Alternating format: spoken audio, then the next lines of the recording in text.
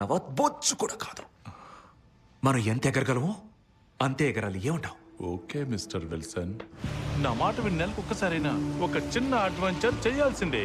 మనం మనుషులం బ్రో, మనకు ఒక పర్పస్ ఉండాలి.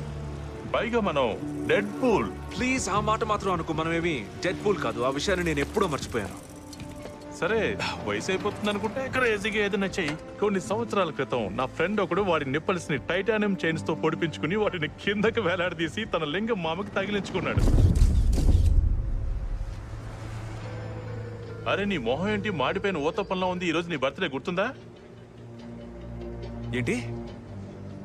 లేదే, లేదు.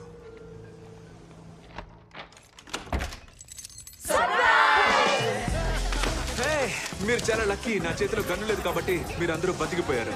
అదే 6 ఏళ్ల ముందైతే మీరు చచ్చి 6 సెకండ్లు అయ్యేది. అక్కడికి వెళ్ళగానే వాడు కారు నుంచి దిగాడు. ఆ తర్వాత ఏం జరిగిందో చెప్పు.